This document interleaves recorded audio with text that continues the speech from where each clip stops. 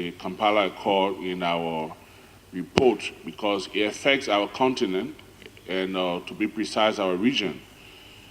But moreover, I listened to our own ambassador, and we talk about the issue of refugee and working with UNHCR.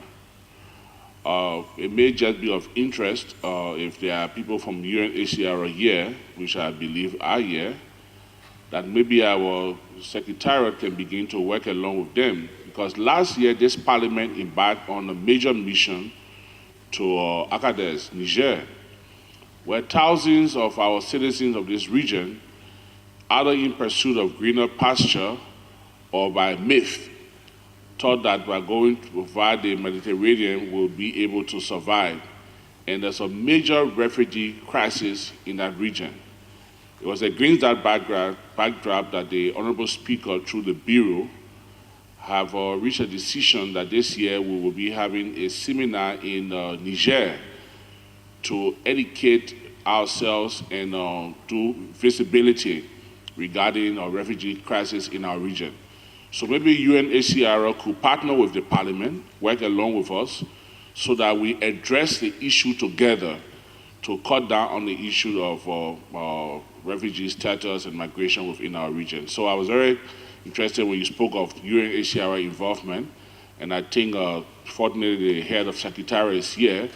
Maybe we could begin to engage UNHCR to work along with us, because there will be a major seminar this year, and then we all can work together to cut down the refugee crisis in our region. Thank you very much, Madam Speaker. I want to confirm that I am a participant of that Dakar workshop that took place on 21st and 22nd March, together with Villain, Honorable Villain. And the position of Ghana was well explained. We said we had a national organization that takes care of IDPs, and we have safety mechanisms, and therefore the issue was not very urgent for us. But then, the most important information I took home from that workshop was that it is not always that you rely on national resources to accommodate issues of IDPs.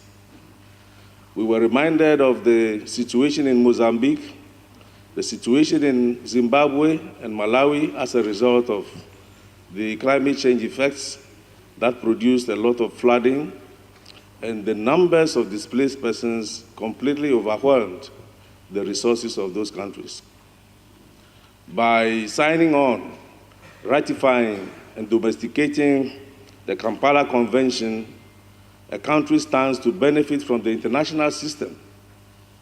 So when your resources are limited, you stand to benefit from the international system which such disasters do occur.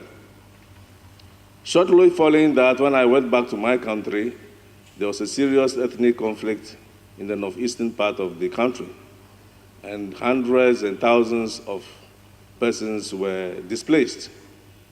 I know internally displaced persons occur in many areas of our sub-region, including Nigeria, and therefore I want to confirm and also to say that this is a convention that I think we need to adopt and domesticate in West Africa, irrespective of our resource levels, to have a sustainable approach to solving the issue of IDPs. I think that it is just in place that all countries in the sub-region should adopt this convention. On my part, since I went back to Ghana, we've managed, and the government of the day, through cabinet, has instructed Parliament to ratify these conventions in addition to those on statelessness. We have it on our agenda, and when we reconvene by the end of this month, those are some of the things we will be dealing with, and I believe within the next 3 months, we will fully have ratified and domesticated the Kampala Convention, as well as the status of stateless persons. I would like also to end by saying that I'm really satisfied with the presentation by His Excellency, and I want to recommend that his paper be given to the Bureau and photocopied for the consumption of we, the deputies or parliamentarians of this august House. I wish to thank the presenters and Madam Speaker for the opportunity. I thank you. Honorable Manlispen Ajibola. The Kampala Convention. As I'm from Sierra Leone, I would like you to inform me whether Sierra Leone is one of the four, so that we will take steps to do so. I am very impressed by the good intentions expressed in the communique, and I thank you very much. Where I come from. I was also opportune to be with the United Nations High Commission for Refugees, the officials with whom we went around the region where we saw firsthand the suffering, human suffering of our people in a scale that is quite unprecedented in our history as a country. But the surprising thing is that when I came back to my National Assembly, I realized that Nigeria, though has signed the agreement, which means it has ratified it, and I realized that our constitution in Nigeria has a third step, apart from signing and ratifying, there is a third step of domestication.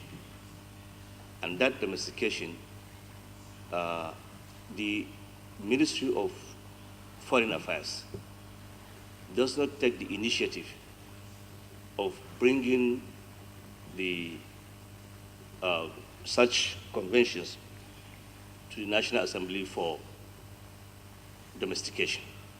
Because in Nigeria, even if the country ratifies it, the law will not be applicable unless it is domesticated by the National Assembly and passed into a local law. Now, another problem is that we're a federation of 36 federating units and the FCT. Even if the National Assembly domesticates such law, if the law is subject of local environments, the law will not be applicable to those states unless and until the states' houses of assembly for the 36 states or any state that desires it also domesticate the law. So I would like to urge Your Excellency the Ambassador, perhaps talk to the Minister in charge of Foreign Relations to Nigeria to see that these conventions are quickly taken to the National Assembly for ratification, for domestication. Finally, looking at the stipulations with the treaty, they are good for us. Africa today we have the second largest population of displaced persons in the world, apart from the conflict areas in the Middle East. But we need to do more. Where I come from, the local IDPs, when they come to the local environment, they hardly get integrated, unfortunately, because some of the areas where this displacement took place, they have different religion from where they are migrating into. So our resources are overstretched, our markets we cannot accommodate, our own education. Unfortunately, most of the small children that are in IDP camps, they do not have the opportunity to go to school. And the effect may not be seen now. By leaving those innocent children out of school, you are creating a more dangerous class of people than the Boko Haram that displaced them in the first place. So I think Nigeria needs to ratify and domesticate this law, and quickly too. And I know I was not a member of the committee, but I worked with the committee in the National Assembly of Nigeria. But I think we need more assistance from you and more push to the executive side so that they can bring the treaty to the National Assembly for ratification, and then perhaps send it down to the center where we have 36 houses of assembly, where they can be also domesticated. Thank you very much.